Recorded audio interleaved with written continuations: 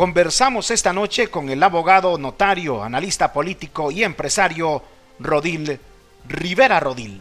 O sea, me está diciendo que el Partido Liberal va a desaparecer y el Partido Nacional. En toda América Latina y prácticamente en todo el mundo, los partidos que surgieron de la independencia, lo que llamamos partidos tradicionales, liberal y conservador, desaparecieron. La historia los hizo desaparecer. En toda América, en toda Centroamérica, solo quedaba Honduras. Entonces, tarde o temprano, el Partido Liberal y el Partido Nacional iban a desaparecer, van a desaparecer. Pero cuando usted me dice tres partidos, se refiere a Libre, Nacional y Liberal. Sí, el PSH pues lo tomo en cuenta. ¿No le mira muchas opciones a Salvador Narrala? Yo no quiero juzgar, fíjese que yo no creo que él tenga razón cuando dice que él sacó 1.200.000 votos. Hay un sector de la economía que debe dejársele al Estado, por ejemplo, los servicios públicos, la N. ¿Por qué? ¿Por qué en la N no debería, en toda la energía? Para mí deberían nacionalizarse, cosa que no podemos hacer, pero eso sería lo ideal. Todas las empresas de energía privada.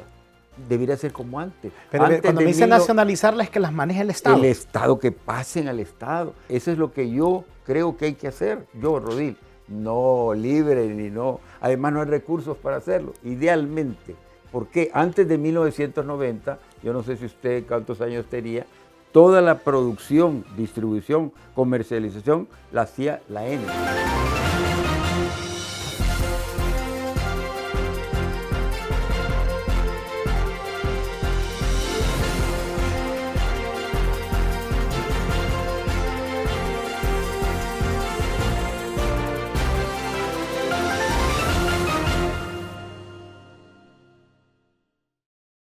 Bienvenidos a La Palabra en su cuarta emisión a través de LTV, el canal de la Tribuna. Estamos llegando prácticamente a un mes de este programa en donde hablamos, conversamos, platicamos con las personas que son noticia en el campo político, social, económico, bueno, de muchos ámbitos. Y hoy dejo de hablar en este instante para presentarles a nuestro invitado en esta cuarta emisión de La Palabra, al abogado, notario, economista. Bueno, y hoy conocimos algo que ya les vamos a contar también, empresario, don Rodil Rivera Rodil. Abogado, gracias por estar aquí en La Palabra. Muchas gracias a usted por invitarme, siento honrado de estar con usted para que comentemos los temas que usted tenga bien. No, a usted por abrirnos el espacio de esta hermosa biblioteca. ¿Cuántos libros tiene acá? Yo calculo que libros propiamente un poco más, entre 4 y 5 mil libros. Antes era de casi 9.000. Tuve que votar, quemar más bien, como 1.500 libros. Regalé a la Biblioteca Nacional casi 3.000 libros. Y esto es lo que me queda, pero le decía yo hace un momento que lo importante no es tanto los libros, sino los títulos, porque un solo título puede tener varios tomos. Entonces en títulos anda como por 1.800 o 2.000 títulos. ¿Y ya los leyó todos? Y la gran... No, pero he leído bastante, diría yo. Y lo importante de esta biblioteca es que yo sé dónde está cada libro. Es decir, no lo sé de memoria, pero sí, tengo programa, yo mismo la organizo. Es que vimos que lo tiene bien organizado. Bueno, le pregunto así, comencemos. ¿Sigue siendo liberal usted? No, yo dejé el Partido Liberal después del golpe de Estado. Es decir, porque yo no es tanto que esté en un partido político porque mis padres fueron de ese partido. Por ejemplo, mis padres fueron nacionalistas, mi padre un connotado abogado del Partido Nacional. Nunca fue un militante muy activo, pero era nacionalista. Yo cuando llego a la universidad no tengo militancia, y ahí en la universidad, porque yo llego en 1959, justo cuando se produce la Revolución Cubana, y eso conmocionó las universidades de toda América Latina, la de Honduras no fue la excepción, y entonces ahí empecé a leer, y ahí de un solo, digamos, pasé a lo que entonces se le llamaba movimiento revolucionario, que era el Frente de Reforma Universitaria, el FRU, si usted lo recuerda, sí, no había recuerdo. Frente Unido todavía. Sí, y usted deja de ser liberal en el 2009, 28 entonces, de junio. Cuando salgo de la universidad, con Jorge Arturo Reina, con quien trabé una amistad muy grande, ya después de haber estado en el exilio, incluso cuando el golpe de Estado del 63 contra Ramón Villeda Morales, durante un tiempo nos dedicamos a analizar a qué hacíamos en política. Fundábamos un nuevo partido progresista, digámoslo, o nos adheríamos a uno de los dos partidos y decidimos de adherirnos al Partido Liberal. Entonces fui desde entonces, del 65, 66, hasta el 2009 fui liberal. ¿Y cuándo dice usted no le gustó lo que pasó en ese momento? Primero no me pareció, porque fue, si usted ve, analiza bien el golpe de Estado, fue casi un autogolpe. Es decir, bueno, el presidente pasó a ser uno del Partido Liberal. Y porque sentí que el... No, pero autogolpe, ¿por qué? Porque los liberales participaron en el golpe. Es decir, Pues los mismos liberales se dieron un golpe de Estado. Los mismos liberales. Es un caso casi único en la historia, de que el propio partido se estuvo de acuerdo pues, con un movimiento que desplazó violentamente al presidente del Ejecutivo. ¿Por qué ocurriría eso? O sea, sed de poder, envidia o por qué? No. Ahí está, digamos, la raíz de lo que está pasando ahora, en mi opinión. Si usted ve esta polarización que vivimos, que es inédita quizás en la historia del país, ha habido otros tipos de enfrentamientos en el pasado, sobre todo entre los partidos tradicionales, guerras civiles incluso, pero este tipo de polarización que estamos viviendo es nuevo. ¿Por qué? Porque se ha insertado en él un nuevo ingrediente, el ingrediente ideológico. Es decir, los dos partidos tradicionales que surgen de la independencia, que hay diferencias entre ellos, pues uno es más de avanzada, Partido Liberal, en toda América Latina, no solo en Honduras, y el Partido Nacional es más conservador. Eso pasa en todos los fenómenos de la historia, y mucha mayor razón en los políticos, para que haya posiciones opuestas, contradictorias. Pero con el correr del tiempo, los dos partidos llegaron casi a confundirse uno con el otro. Hubo años, hubo ocasiones en que el Partido Liberal fue más conservador que el Partido Nacional. Y al revés, el Partido Nacional fue más liberal que el otro. Entonces, por lógica, por la evolución de la historia, de estos partidos fueron saliendo otros partidos ya de diversos matices, de la derecha, de la izquierda, democracia cristiana, socialdemócratas. ¿Y existe realmente eso aquí en el país, izquierda y derecha? Sí, ya existe. Claro, no una izquierda y derecha tan dividida ideológicamente, con menos pureza ideológica, si usted quiere, que la que hay en Europa, por ejemplo, en otros países de América Latina. Pero ya por primera vez tenemos propiamente un partido de izquierda que, como repito, que no sea de esa izquierda muy definida como la que usted ha encontrado, repito, en Europa, o como la comunista, porque la izquierda es cambio, avance.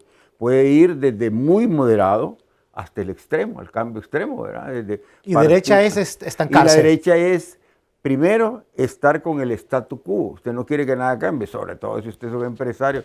Y le dicen, mire, aquí va a haber cambios. ¿Y estos cambios qué van a significar? Van a significar que me van a quitar mi empresa, que me van a subir los impuestos, que de cualquier manera voy a salir perjudicado. Entonces prefiero que las cosas estén como estén. Usted me quiere decir que si el Partido Nacional está en el poder es para mantener el status quo. Claro, y no solo, cuando es más de derecha es cuando no solo quiere que las cosas no cambien, sino que retrocedan.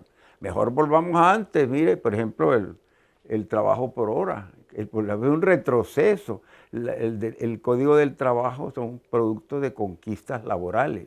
Y esas conquistas llegaron hasta introducir en la Constitución de la República la estabilidad laboral. Y que Libre esté en el poder entonces significa que hay un cambio. Por primera vez llega un partido que propone cambios que se distancian de los que hacían los partidos tradicionales. Entonces ese ingrediente, créame, piense usted, por ejemplo, en el poder que tienen los empresarios, sobre todo determinados empresarios, una élite de empresarios, los que tienen las grandes corporaciones, los que están muy relacionados con el gobierno.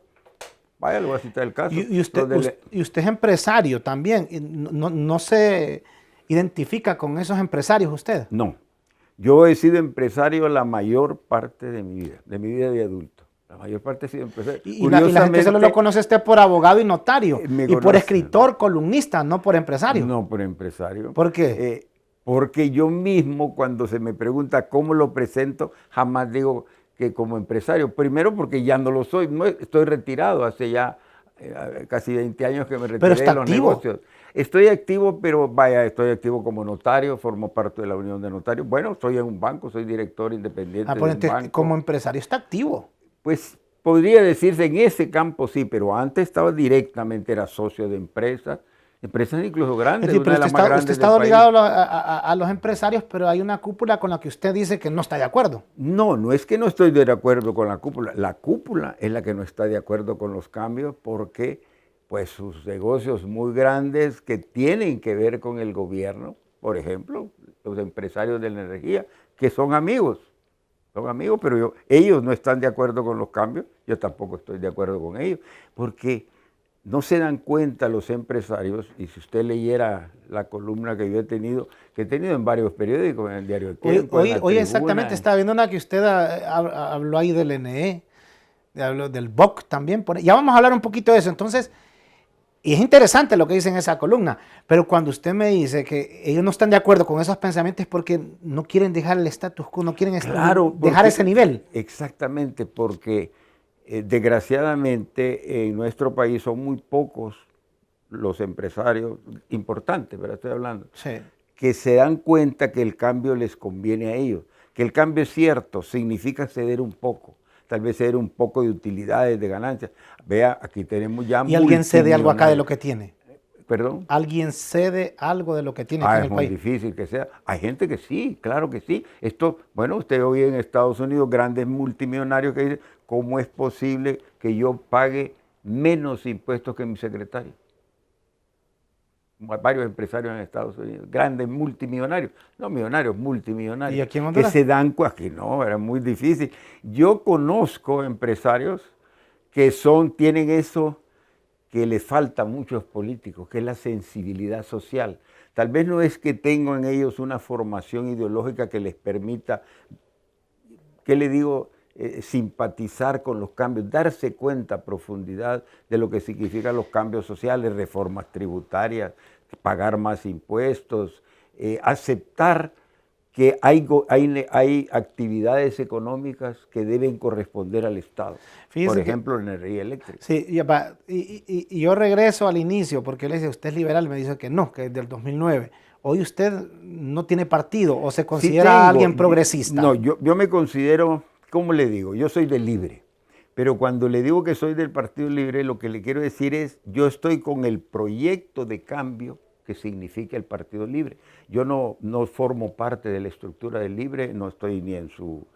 Ni en el gobierno. No estoy tampoco funcionario del gobierno. Yo en toda mi vida, yo le contaba, solo 2 veces he sido funcionario, hace muchos años, cuando fui procurador de la Municipalidad de San Pedro Sula en tiempo del doctor Carlos Roberto Reina y director de la Marina Mercante en tiempos del ingeniero Carlos Flores. Es las únicas veces fui diputado por el Partido Liberal, lo que es un cargo de elección popular, pues no lo considero como un cargo público. Eso es todo lo que en mi vida. Y el resto he sido empresario. Ahora tampoco ocupo ningún cargo. Yo simpatizo mucho, estoy con el proyecto de cambio que en este momento se llama Partido Libre. Puede ser que surja otro que me parezca mejor. Bueno, a propósito de eso, ¿cómo mira usted al Partido Liberal de cara al próximo proceso? ¿Le ve posibilidades? Veamos algo. Yo lo veo desde el punto de vista histórico y desde el punto de vista político actual. A ver si puedo explicarme con pocas palabras. En toda América Latina y prácticamente en todo el mundo, los partidos que surgieron de la independencia, lo que llamamos partidos tradicionales, liberal y conservador, desaparecieron. La historia los hizo desaparecer. En toda América, en toda Centroamérica, solo quedaba Honduras. Entonces, tarde o temprano, el Partido Liberal y el Partido Nacional iban a desaparecer, van a desaparecer. Permítame, como dice, o sea, van a desaparecer. Claro, como partido, sí. Si acaso quedan como o sea, partido. me está diciendo que el Partido Liberal va a desaparecer y el Partido Nacional. Claro. O sea, partidos centenarios van a desaparecer. Bueno, díganme qué partidos pueden quedar reducidos a la mínima expresión. Le voy a dar un ejemplo. En 1900, antes de la elección de Allende en Chile, estamos hablando de 1970, 69, 70, era una coalición la que venció a Allende de partidos socialdemócratas, partidos de izquierda, los 2 partidos tradicionales juntos, el equivalente del Partido Nacional y el Partido Liberal, sacaron en conjunto 8%. Dígame usted, en Centroamérica, ¿qué quedan de los partidos tradicionales? Bueno, son los nuevos partidos. Vámonos a El Salvador. La Alianza Republicana Nacionalista y el Frente Farabundo Martí, óyeme, Nuevas Ideas, los consumió. No son los partidos. Bueno, no, pero esos no son los partidos tradicionales. Los partidos tradicionales solo eran liberal y nacional, igual que Nicaragua, igual que todas. Y ahí ya no existen. Con distintos no existen. O son partidos reducidos de una minoría. Entonces, ¿qué quiero decir con eso? Que la historia, yo no puedo negar que exista la posibilidad de que aquí se dé algo extraordinario, que en Honduras sea el único país de América Latina, el único, en el que sobrevivan importantes los partidos tradicionales, o sea que pero no lo creo, ¿verdad? La revolución, no hablemos de partido, la revolución es tan grande que hoy los liberales y nacionalistas deben pensar qué van a hacer, o sea, a dónde van a emigrar. Exactamente, qué van a hacer, porque los partidos nuevos salen de los viejos, nada sale de la nada. El Partido Libre surgió básicamente del Partido Liberal. El Nacional también.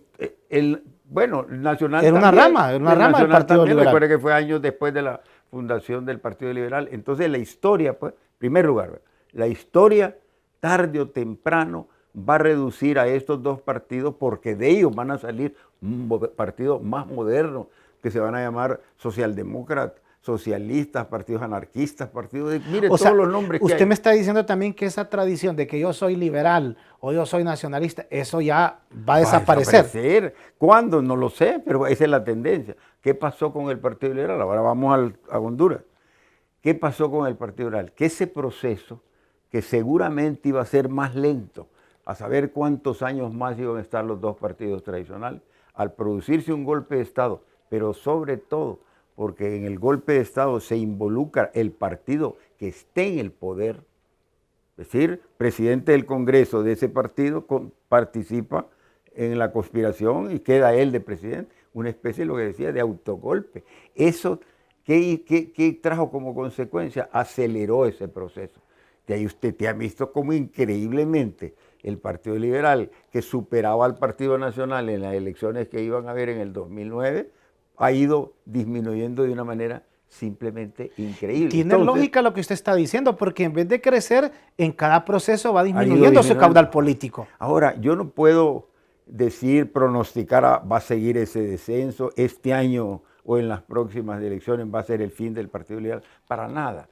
Y tampoco niego, porque no se puede hacer eso, la posibilidad de que se dé una especie de milagro político en Honduras y que algunos dirigentes logren que el Partido Liberal vuelva a tener la importancia que antes tenía, pero lo dudo mucho, lo dudo mucho. Entonces, si me voy a las probabilidades para mí es que el Partido Liberal o continúa como está, una disminución muy solo notable, con una cuota de diputados, o siga de con poder, una cuota casi bisagra, como decimos, partido político que solo sirve para complementar al partido que necesita el control del Congreso. Sí, bueno, entonces me ha sorprendido usted con lo que ha dicho. Es que ese es un análisis histórico, ¿verdad? Que toma en cuenta la historia de lo que pasa en la humanidad, en el desarrollo del movimiento social, con lo concreto de Honduras. En Honduras, como le digo, hubiera tomado más tiempo. Si usted me hubiera hecho esa pregunta sin que hubiera habido golpe de Estado, probablemente le diría, bueno, a saber cuánto va a durar en Honduras, pero en el resto de Centroamérica, en toda América Latina, los partidos tradicionales que surgieron de la independencia, ¿verdad?, conservadores y de avanzada, han ido desapareciendo y dando paso a otros partidos, igual en Europa. En Europa, imagínense los partidos históricos, como el PSOE, ya hay partidos como Podemos, ya hay como Sumar, ya hay partidos más de izquierda, más de derecha, más de izquierda, ya está el Vox, ya está. Ese es el proceso histórico. Entonces, si usted me pregunta lo que me acaba de preguntar, ¿qué le puedo contestar? Pues de repente no pasa, pues yo no puedo negar que haya excepciones, ¿verdad? Y que se levanten estos partidos. Y que el partido aquí se dé ese milagro político, entre comillas, no lo creo, lo veo difícil. Entonces, ¿qué le auguro del Partido Liberal? Que siento que sus posibilidades, como ellos piensan hacerlo, de recuperar ese caudal político con el que contaban, son muy pocas. Y el Partido Nacional se va a levantar después de este golpe, no me conteste, después de este golpe que ha recibido con un expresidente del partido también en el exilio y con un expresidente que está esperando sentencia en Estados Unidos, ¿se va a recuperar o no? ¿Qué piensa usted? Pero me contesta después de estos importantes mensajes aquí en La Palabra en su cuarta emisión.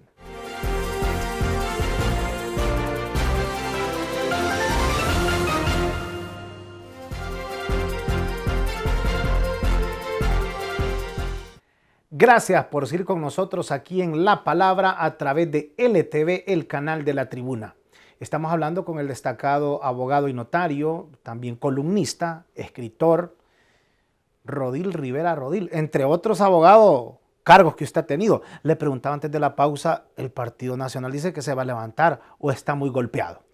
Fíjese que el Partido Nacional, los partidos conservadores duran un poco más, precisamente por su conformación caudillesca, si usted quiere, tienen una rigidez en sus estructuras distinta de los partidos liberales o partidos de avanzada o partidos progresistas, como usted le quiera llamar.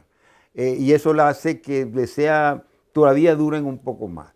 Pero ningún partido, y volvemos a la historia universal, ¿usted cuántas veces ha oído de debacles electorales, de pérdidas muy grandes como la que sufrió el Partido Nacional en el 2021, en Europa, en todos lados? ¿Qué se hace cuando un partido sufre una pérdida tremenda, independientemente de su matriz ideológica?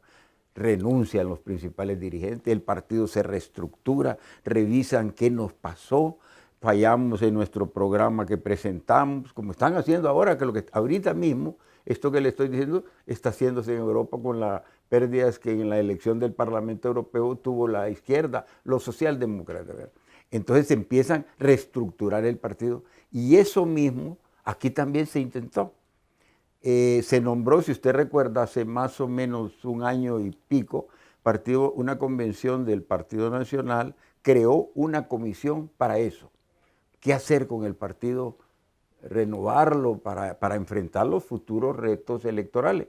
Por cierto, que en la comisión que se nombró, que la llamaron de reingeniería, uno de los integrantes destacados de esa comisión fue el abogado Leonidas Rosa Bautista, que usted lo entrevistó a él hace poco. Y hablando yo con algunos de esos miembros, les dijo, bueno, y ustedes ya tienen listo el planteamiento que van a hacer de reestructuración del partido, se van, entiendo, a distanciar de su expresidente Juan Orlando Hernández por lo que ha pasado.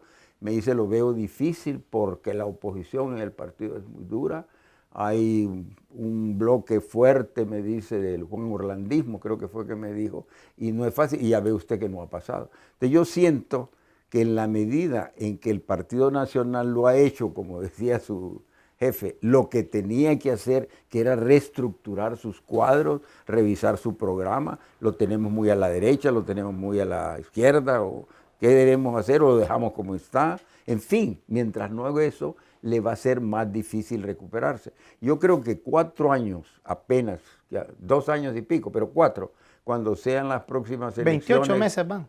Sí, pero cuando sean las próximas elecciones, sí, solo habrán pasado 4 años. Y sin haber hecho ese trabajo de reestructuración del partido, pues no le veo fácil, no digo imposible, para nada. No veo fácil que pueda recuperarse como ellos creen, ¿verdad? Lo veo muy difícil.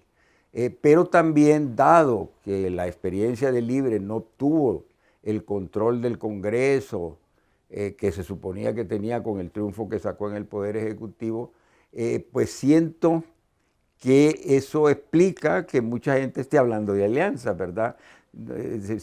Pareciera que no hay un partido de los 3 que pueda ganar el control. Es decir, yo creo que el Libre, aunque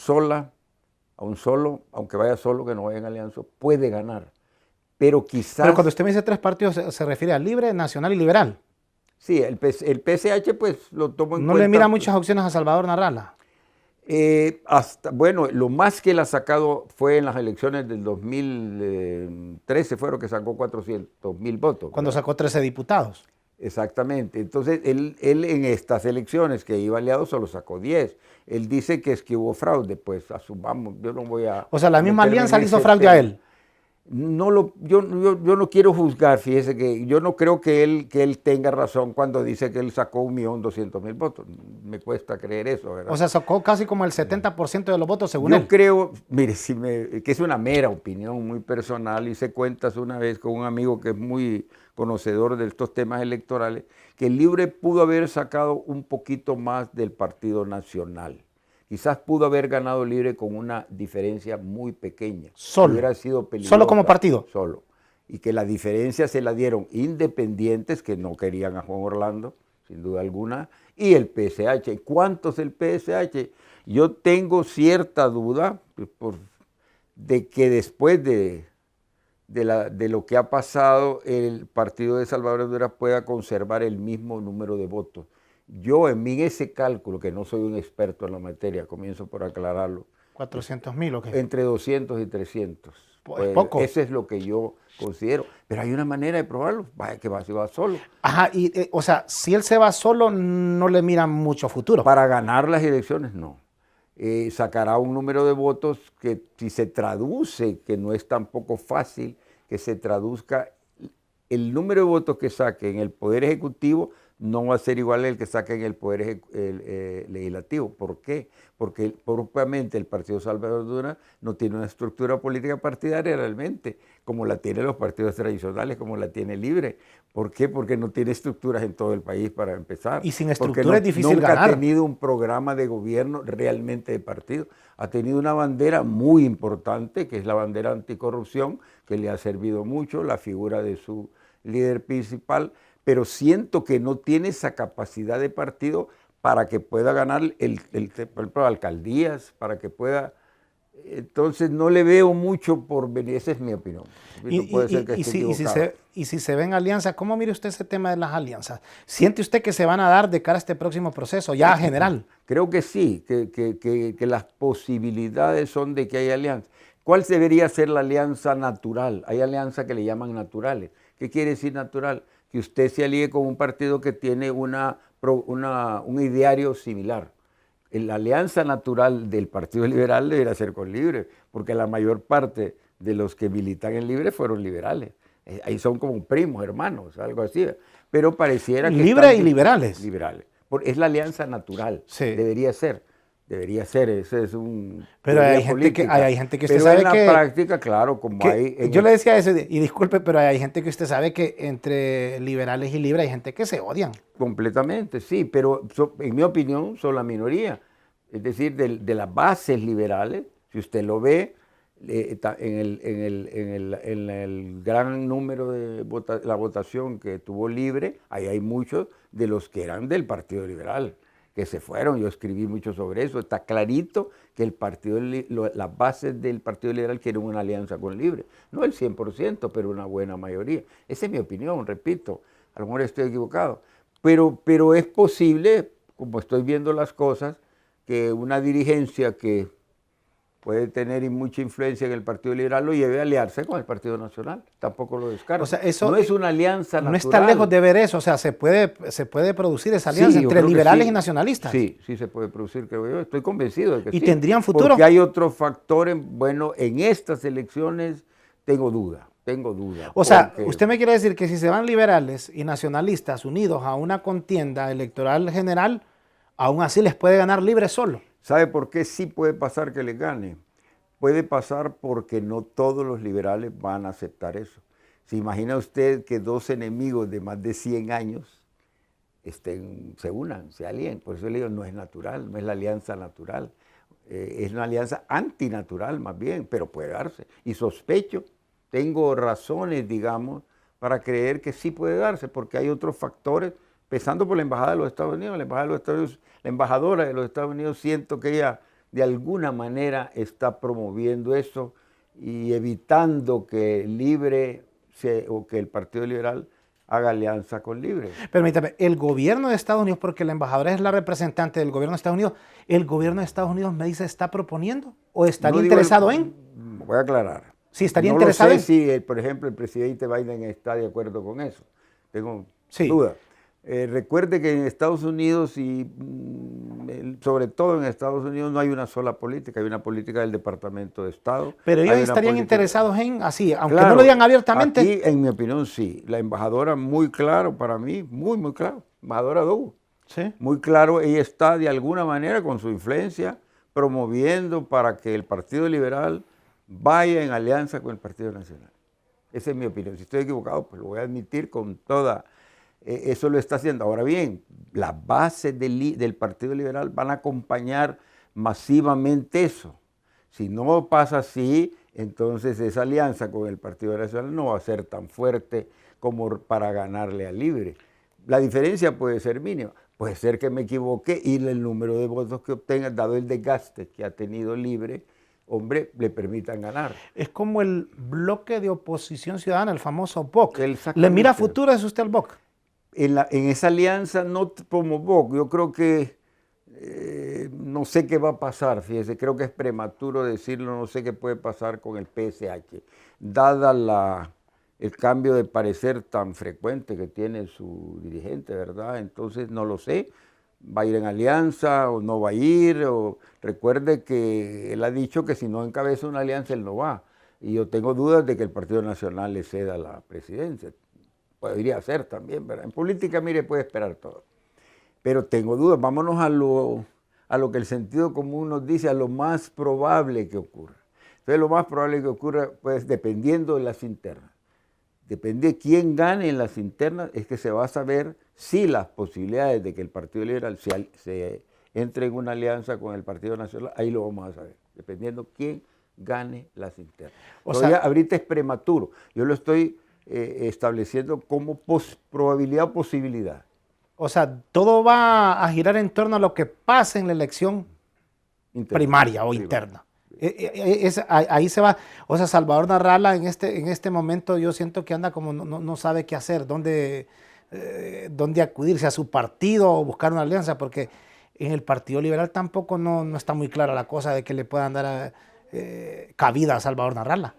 Yo también tengo dudas, pero de que han dicho que sí puede tener cabida.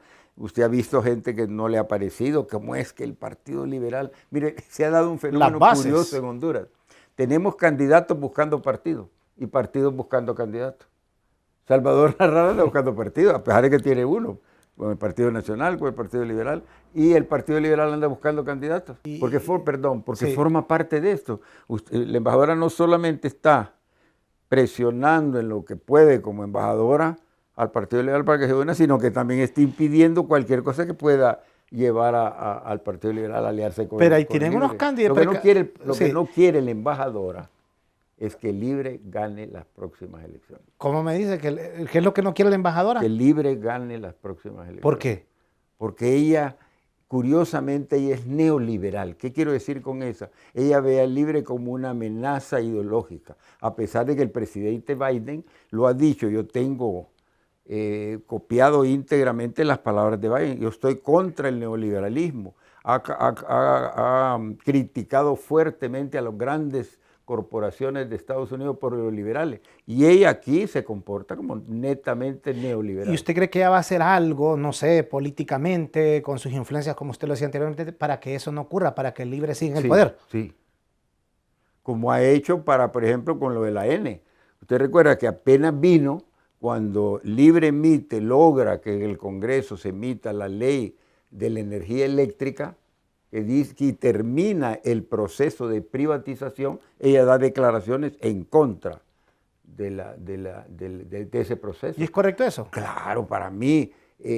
¿No es correcto que ella emita opiniones de lo que hace internamente en Honduras? Primero, para mí quizás es incorrecto que emita opiniones, pero yo no creo para nada, yo creo que usted tampoco, que ella se ha limitado únicamente a emitir opiniones. Por favor, yo he hablado con empresarios, amigos, precisamente porque he sido empresario casi toda mi vida, que empresarios que me han dicho, aquí ha venido esta señora a decirnos que esa es una barbaridad, que ella incluso habló, me dijo un empresario, o lo dijo públicamente, que ella conocía unos empresarios norteamericanos que ya estaban listos para invertir en la N si era privatizada, si se privatizaba sobre todo la comercialización y la distribución, no tanto la producción, porque ahí está la deuda muy grande, que ¿quién la va a pagar? Quieren que la pague el Estado y ellos privatizar. Yo le decía hace un rato, que el neoliberalismo en eso consiste, que todo lo quiere privatizar.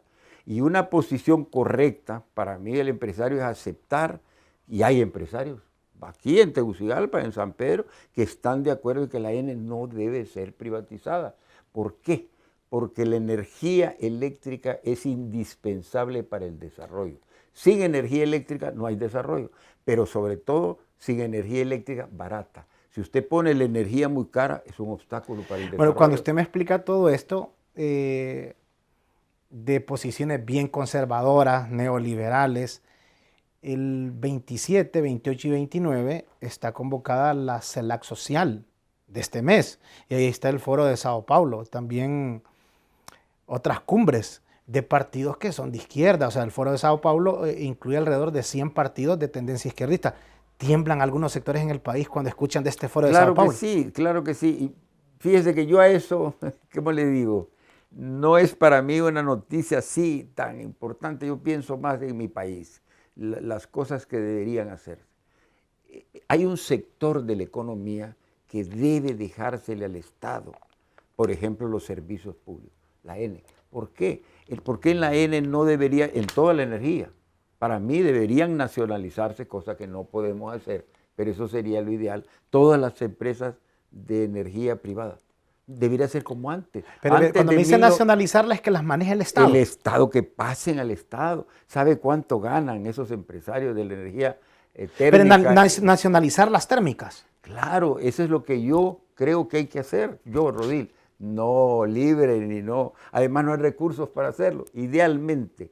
Porque antes de 1990, yo no sé si usted cuántos años tenía, toda la producción, distribución, comercialización la hacía la ENE. La ENE era una de las empresas más rentables de Honduras. No, pero esto es importante lo que me acaba de decir. O sea, usted, bueno, para que usted termine la idea, pero nacionalizar significa que el Estado tendría que manejar todo esto. Recuperarla, que no es, fíjese bien, por eso déjeme... Recuperarlas. Recuperarla. Antes de 1990 no había una sola empresa privada que produjera energía en Honduras. Toda la producía la ENE, es decir, el Estado. Toda, no había nada de empresa privada. En 1990 viene por un lado la parte ideológica. Los Estados Unidos se inicia el neoliberalismo, donde los empresarios quieren convertir en negocio todo lo que existe. Entonces ya hay un cambio de política con el gobierno de Rafael Leonardo Calleja. Segundo, viene una crisis energética terrible. Vienen, ¿cómo se llama?, apagones de 16 horas.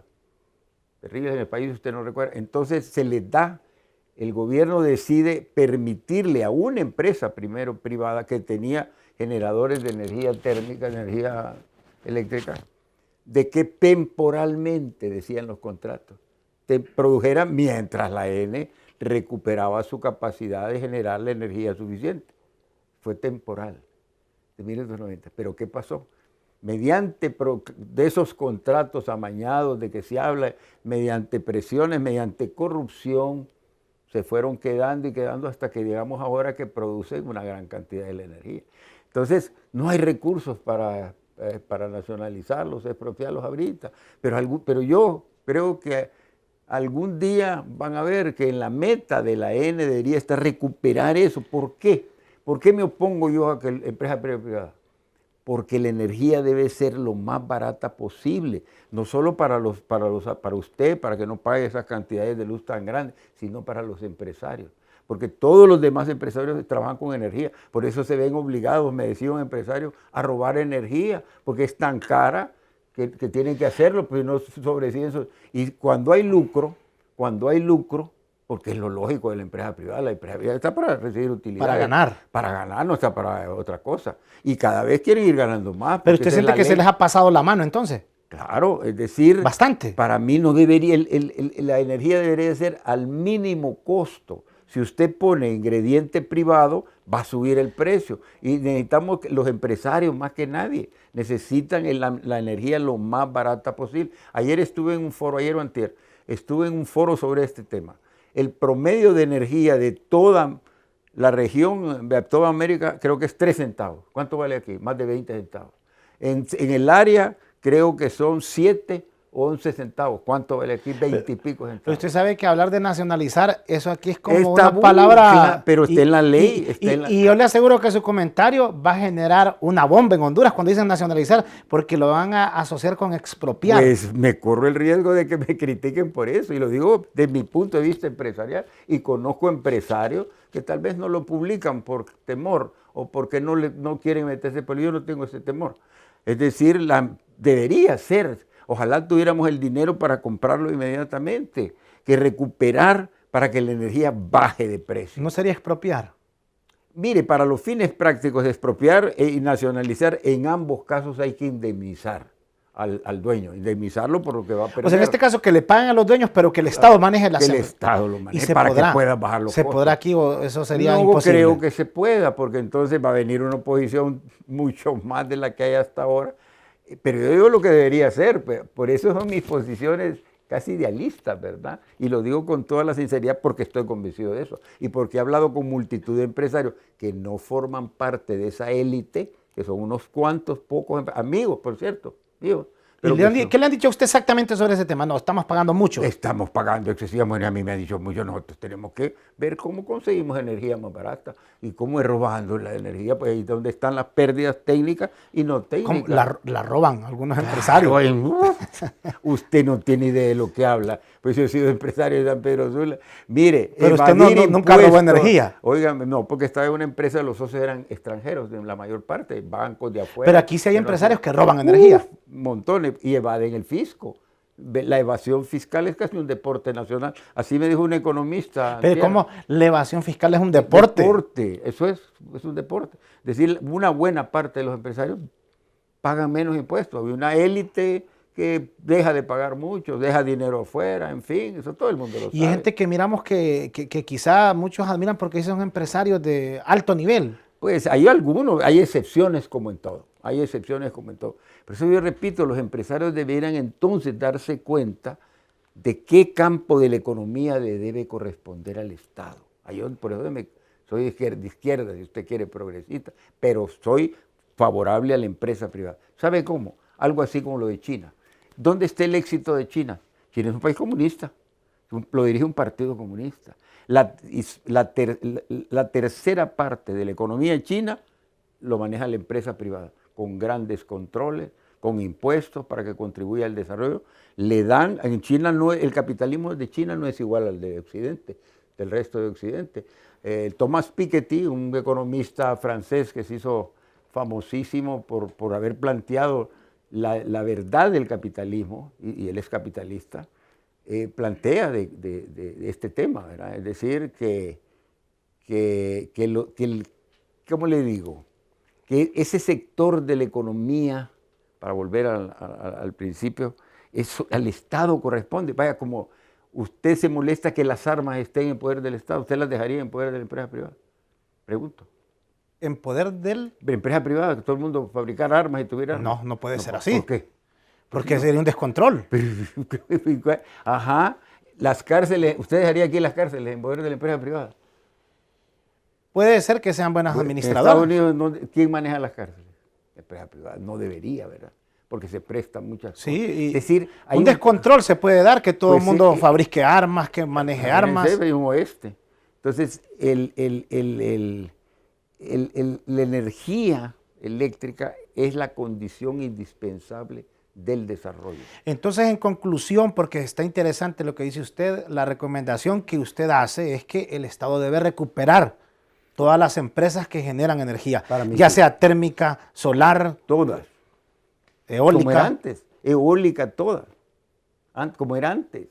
Eso decía lo ideal. Claro, yo sé que eso es casi imposible por la oposición que va a haber, por el alto costo que significaría tener que pagarles, comprarles. Solo ahorita se les debe no sé cuánto, pero debe ser más de 10 o 12 mil millones de lempiras. El gobierno va a tener que emitir bonos solo para pagar la deuda.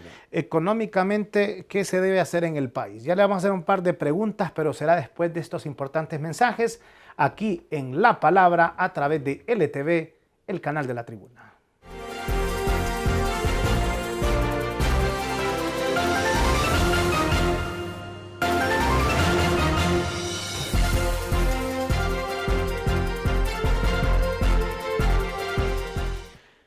Gracias por seguir con nosotros. Interesante conversación con don Rodil Rivera Rodil, un destacado abogado, ya verán ustedes, empresario que conoce muy bien. Yo decía, hablar cómo andamos económicamente. Usted solo quiere aclarar que no es que se tiene que nacionalizar todo, decía, en un minuto, sino que es el tema energético. Exactamente, estoy hablando solo de la ANE. Mire, ¿sabe qué va a pasar? Si este problema sigue agravándose, se ha convertido en el problema económico más grande del país. La deuda es enorme. El costo mensual suma más de 1.000 millones de lempiras, lo que hay que pagar a las termas. Esto no puede seguir así. Entonces, hay que ponerle, en algún momento hay que trazar una ruta que conduzca en el mediano o largo plazo a la recuperación de lo que tenía antes el Estado, antes de 1990, es que toda la producción de energía, comercialización y distribución era del Estado. Y es más, yo agregaría que puede ser no solo el Estado, sino que la ENE participe, la ENE se maneje como despolitizada, con criterios técnicos, como es la Autoridad Marítima de Panamá, la Autoridad del Canal de Panamá, como fue aquí el Instituto Hondureño del Café unos años, donde el gobierno no tiene el control de la mayoría. En fin, se pueden buscar formas de mejorar la estructura de la ENE, pero no que haya empresa privada, porque la empresa privada tiene que ganar. Y esas utilidades se convierten en costo de la energía. Y energía, no energía, es igual a energía cara. Tener la energía cara es igual a no tenerla, porque no la pueden pagar las personas, la población y menos los empresarios. Por eso es que muchos me han dicho alguna vez, hombre, yo he tenido que ver cómo robo energía, porque si no quiebro la empresa. Estoy pagando un porcentaje bien alto solo en energía. Y así le han dicho así de manera clarita, porque me llama la atención. Busco la manera de cómo robo energía. Claro. Le dicen robo, pero ellos no dicen, no, ¿y cómo voy a pagarla? Si no, ellos mismos dejan de ganarme, porque si yo cierro mi empresa tampoco voy a pagarle a la N. Entonces tengo que hacerlo. Y es humano eso. Porque si no cierra, tengo que despedir trabajadores. Y ya se imagina usted todo. Y hay 300.000 empresas privadas en Honduras, más o menos. ¿Y cuántas son las de energía térmica? No llegan a los dedos de una mano. Entonces, es el interés general frente al interés de unos pocos. Ellos deberían ser los primeros conscientes de eso. Yo sé que se deja de percibir, porque son gente muy, muy rica, ¿verdad? Según la revista, según yo tengo esa información, en Honduras hay más de 200 hondureños que tienen entre ellos más de 30.000 millones de dólares. ¿Es desigualdad eso? Ese es uno de los ejemplos más claros de la desigualdad. Pero no es que estoy contra la empresa privada, para nada. Si el que trabaja tiene derecho a tener. Es indispensable. El que trabaja tiene derecho a tener. Y yo les citaba el caso de China. China, una tercera parte de la economía está en manos de la empresa privada. Esa era mi siguiente pero pregunta. La otra tercera parte está en manos del Estado. Los bancos están en manos del Estado. Eso le iba a preguntar. La tierra en manos del Estado. ¿Por qué muchos le temen que Honduras tenga relaciones diplomáticas y más de eso, comerciales con China?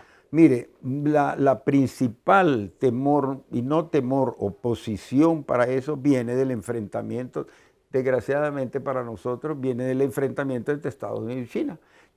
Estados Unidos se da cuenta que China, jugando sus reglas, precisamente con ese sector capitalista tan poderoso que tiene China, le está ganando la partida.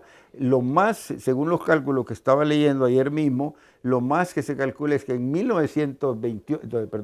2028, China ya la sobrepasa a Estados Unidos. Y de ahí va a ser imparable, dada la enorme población de China. Entonces los Estados Unidos no quiere perder la hegemonía. Y nosotros quedamos atrapados en esa lucha de colosos. ¿Qué tenemos que hacer entonces nosotros? ¿Perdón? ¿Qué tenemos que hacer entonces nosotros? Nosotros tenemos que jugar con los dos países, es decir, aprovechar, eso es lo que hace un país inteligente, aprovechar el enfrentamiento que tienen para sacar ventaja. Yo creo que hubo que pagar un precio, pero que estuvo bien que se restablecieran relaciones con China. Ahora lo importante es sacar el máximo provecho de esa relación. ¿Cómo puede explotar bien Honduras esa relación? Bueno, ¿Qué tiene que hacer? En primer lugar, vaya, en el caso de la N. En el caso de la N, el problema de la energía, que es un problema de todo el mundo, no solo de Honduras, que es dramático.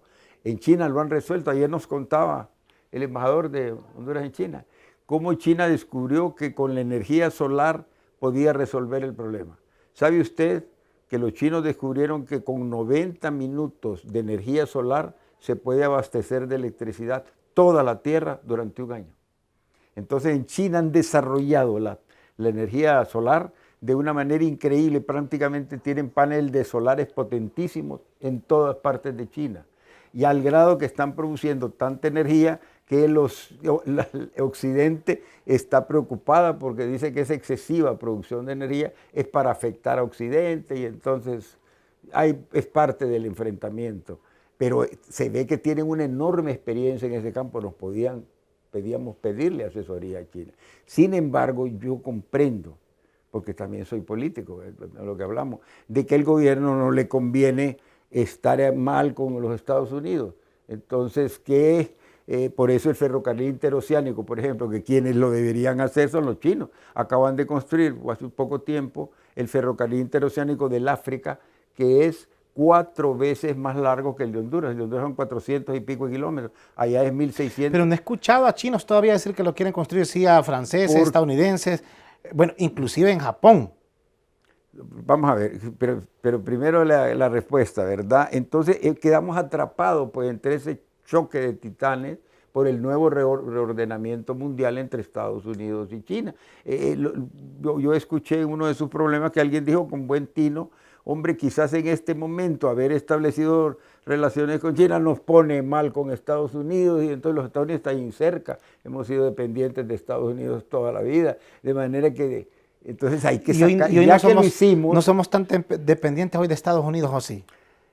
Seguimos siendo dependientes porque esa es la geopolítica. Nosotros giramos en torno a la órbita de los Estados Unidos. No se puede ignorar esa dependencia. Para mí es fundamental que todo gobierno se lleve bien con los Estados Unidos, pero que también sepa defender los intereses nacionales. Aquí tenemos un caso muy concreto. La embajadora está porque se privatice la ENE. Para mí eso es un grave error, que se privatice, subirle más el precio a la energía, porque no me diga nadie que el precio, si la fuera privatizada, iba a tener usted la energía casi al doble de la que está, se lo aseguro. Así pasó en San Pedro Sula con Aguas de San Pedro Sula. Aguas de San Pedro Sula era de la municipalidad, ¿te recuerda? Sí. Yo pagaba en mi casa en San Pedro 37 lempiras al mes. ¿Y hoy con Aguas de San Pedro? Oiga, 37 lempiras al mes. La privatizaron, se la dieron a esa compañía y en menos de 3 años estaba pagando 1.500 lempiras de agua. Y la calidad no aumentó. Estamos prácticamente llegando al final, fíjese. Me llamó poderosamente la atención que la gente conoce a don Rodil Rivera Rodil como un abogado, notario, analista. Para concluir en un minuto su experiencia como piloto, porque usted me dice que 28 años anduvo en aeronaves. 28 años, he aterrizado de noche en Nueva York, he aterrizado en Bronzeville de noche, he aterrizado en montones de lugares de Estados Unidos, en México, en Colombia. 28 años volé bimotores, avión de turboprop, turbina y propela. 28 ¿Se llevó algún susto en el aire? Me llevé varios, sí, viniendo de Estados Unidos una vez, nos quedamos casi sin combustible sobre el Golfo de México en una tormenta. ¿Y cómo hizo sin combustible? Entré a Veracruz y hice una maniobra y aterricé. Me llevé ¿Se pide permiso con tiempo y todo? Claro, yo avisé a la torre de control y la torre me dijo, no puede aterrizar, está cerrado. Y le digo, no tengo de otra porque no tengo combustible. Porque había una tempestad en el Golfo de México, venía de Bronzeville y tuve que dar vuelta por todo. Y aquí en el país, algo que recuerde, ¿qué hacían en esos vuelos? Iba, me dice, a la Standard Free Company y todo eso, recorría las bananeras. ¿En avión? Sí, no, aquí en Honduras. ¿O eran vuelos externos? No, yo volaba para Centroamérica, a todos lados, a México, le digo, a Colombia, a Estados Unidos, mucho. En fin, fui piloto 28 años. 28 años. Estuve en negocios de venta de aviones, de fumigarle a la... eso fue, que usted le fumigaba empresario, teníamos un negocio por el Pero usted iba, usted lo piloteaba. Claro, yo piloteaba. ¿Y le fumigaba? O sea... No, yo no fumigo, yo no tengo esa. No, teníamos una compañía, y estamos hablando de empresarios, sí, no pilotos. Pero todos éramos pilotos. Bueno, uno de ellos, que era el presidente de la compañía, Roberto Leyma, no sé si usted ha oído hablar del empresario, sí, que fue fundador y presidente del Banco del País, ministro del ingeniero Flores. Con él teníamos una compañía de aviación porque él también es piloto. Y le fumigábamos a la tela. Bueno, me ha gustado la plática, conversación con el abogado Rodil Rivera Rodil. Mire, yo no le voy a preguntar cuál es su color favorito, le voy a hacer 5 preguntas y usted en una sola palabra me va a contestar. 5 preguntas. Vamos a ver cómo salimos. Empresa Nacional de Energía Eléctrica. Del país, del Estado, estatal. Empresarios de Honduras. De ahí de todo. progresistas y no progresistas. Partidos conservadores, Partido Nacional por excelencia. partidos de izquierda. Libre. Y Rodil Rivera Rodil. De cambio. Hombre de cambio. Muchas gracias, abogado. Un No, placer gracias a usted. que nos haya atendido aquí en su, bueno, muy bonita, aquí su biblioteca, aproximadamente 5,000 libros, ya se imaginan ustedes. Llegamos al final, nos encontramos el próximo lunes en La Palabra a través de LTV, el canal de la Tribuna. Buenas noches.